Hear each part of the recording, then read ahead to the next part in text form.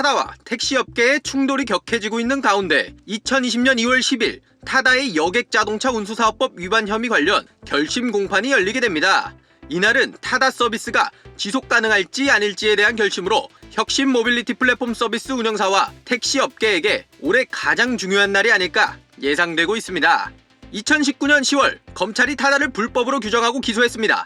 타다는 차량 렌트 업체인 소카가 2018년 7월 BCNC를 인수하여 오픈한 승합차 렌트 서비스입니다. BCNC는 커플앱 비투인을 만든 걸로 인기를 끌었는데 2018년 소카가 신사업 개척을 위해 인수한 업체입니다. 도심에 사시는 분들이라면 대부분 타다라는 글자가 붙은 승합차를 본 적이 있을 겁니다. 이 승합차는 타다 모바일 어플리케이션을 이용하여 차량을 호출하여 콜택시처럼 이용하실 수 있는 서비스입니다.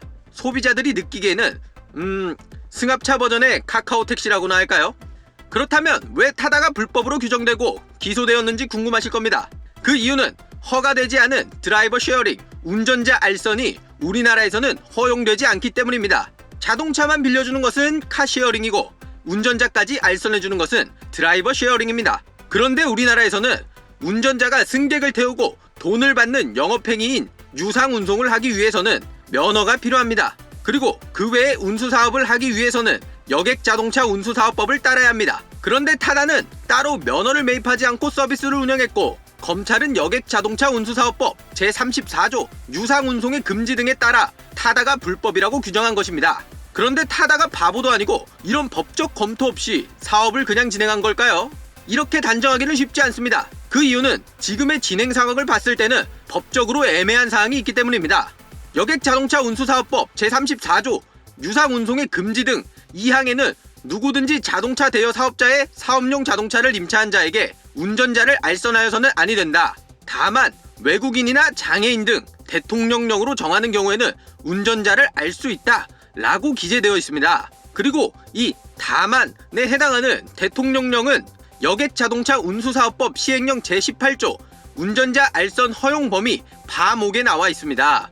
바로 승차정원 11인승 이상 15인승 이하인 승합자동차를 임차한 자에게 운전자를 알선할 수 있다. 이렇게 말입니다. 다시 말해 승합차 렌터카에 대해서는 운전자를 알선하여 활용할 수 있다고도 해석될 수 있는 조항인 것입니다. 이렇게 법적인 애매함 때문에 유권 해석이 필요해진 가운데 택시업계의 생계와 혁신 모빌리티 플랫폼 진출 사이에 이해관계가 충돌하여 대격돌이 일어나게 된 것입니다.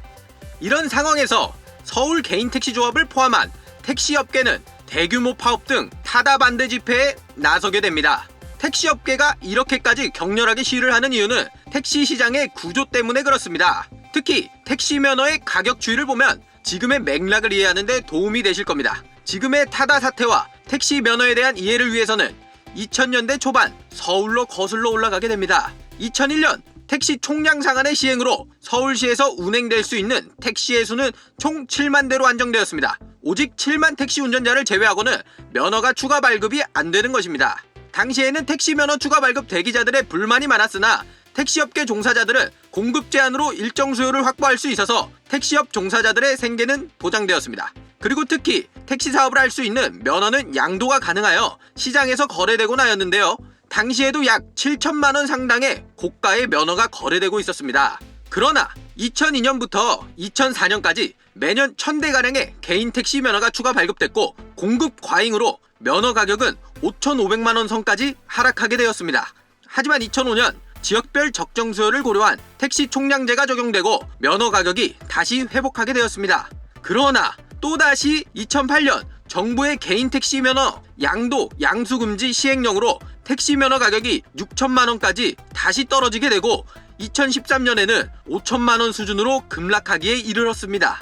그럼에도 2015년부터 불경기 및 일자리 수 부족 등 경기 부진으로 인한 택시 면허에 대한 수요가 높아져서 2017년에는 9,500만 원 수준까지 택시 면허 가격은 다시 올라가게 되었습니다.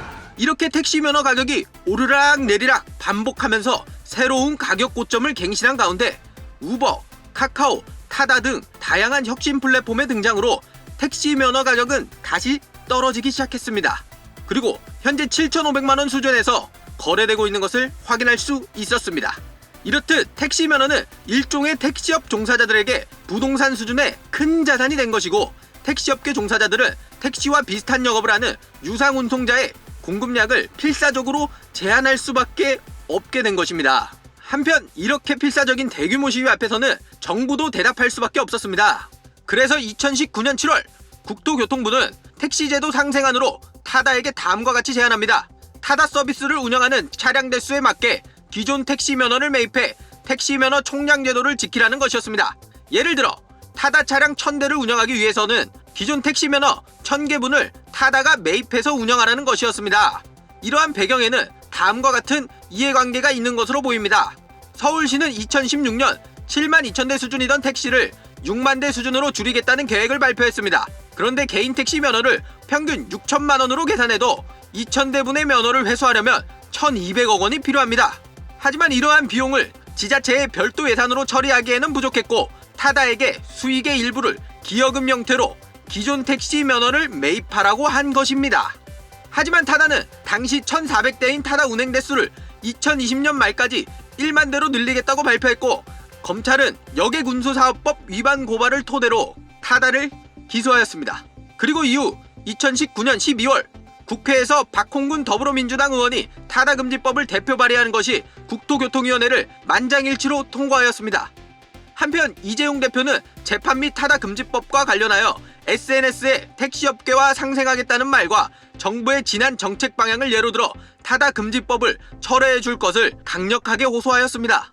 이러한 호소가 우주의 기운을 움직인 것인지는 모르겠습니다만 자유한국당의 필리버스터로 인해 2020년 1월 본회의에서는 타다금지법 상정이 불발되었습니다. 하지만 아직 임시국회에서 재상될 가능성이 여전합니다. 이렇게 타다금지법과 관련하여 택시업계와 타다의 일촉즉발이 예고된 가운데 2월 10일 있을 결심 공판이 중요해진 것입니다. 재판부는 타다가 택시업계와 얼마나 다른지에 대한 데이터를 요구했습니다. 택시 서비스와 얼마나 기술적 차이가 있는지 보겠다는 것입니다. 그래서 이번 재판의 결과는 타다가 기술적으로 택시 서비스와 구별이 되느냐 아니냐도 판가름할 수 있을 것으로 보입니다. 어느 쪽이 이기든 지든 결과에 쉽게 승복하기는 어려운 가운데 다양한 의견이 있습니다. 타다의 진입장벽을 높여 택시업계만 보호하고 혁신 성장을 저해하는 것인지 아니면 합당한 법 테두리 안에서 택시업계를 보호하는 것인지 여러분들의 생각은 어떠신가요? 100만 명이 넘어가는 회원을 보유하고 공유경제 혁신 플랫폼으로 나아가고자 하는 타다와 평생의 일자리를 걸고 싸우는 택시업계의 피 튀기는 싸움 2020년 2월 10일 그 끝에 일정 부분이 판가름 날 것으로 보입니다. 들어주셔서 감사하며 2월 10일 이후 새로운 내용 들고 찾아뵙도록 하겠습니다. 이상 김해널이었습니다.